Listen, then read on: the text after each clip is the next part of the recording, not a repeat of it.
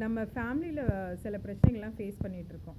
As a உமனாக இத்தனை வருஷம் உங்களோட எக்ஸ்பீரியன்ஸில் வர ஜென்ரேஷன் என்னெல்லாம் பண்ணால் இந்த பிரச்சனைகளை நம்ம வந்து ஃபேஸ் பண்ண முடியும் தைரியமாக? ஆஸ் எ மதராக கேட்குறீங்களா? ஆஸ் அ மதராக, ஆஸ் அ உமனாக, ஆஸ் அ சிஸ்டராக, மாமியாராக, இப்படி வேணால் எடுத்துக்கலாம். இதில் வந்து யார் யார் எப்படி நம்ம புரிஞ்சுக்கணும். புரிஞ்சினதுக்கப்புறம் தான் அதுக்கு தகுந்த மாதிரி நம்மளாம் அவங்களுக்கு இது பண்ணுற மாதிரி பேசணும். நம்ம பொண்ணாக இருந்தால் நம்ம வந்து கொஞ்சம் யார் எப்படி தெரிஞ்சு அதுக்கு தகுந்த மாதிரி நம்ம நடந்துக்கணும். முடியலையா அதுலேருந்து ரெக்கவர் ஆக தான் பார்க்கணும். தவிர திரும்ப திரும்ப அதில் இன்வால்வ் ஆகும். என்ன பொறுத்தவரைக்கும் ஒரு பிரச்சனையை எப்படி கையாளணுன்றது இப்போ இருக்க பெண்களுக்கு நாலேஜ் இருக்குன்னு நினைக்கிறீங்களா? இருக்குது. அவங்க வெளியே காட்டி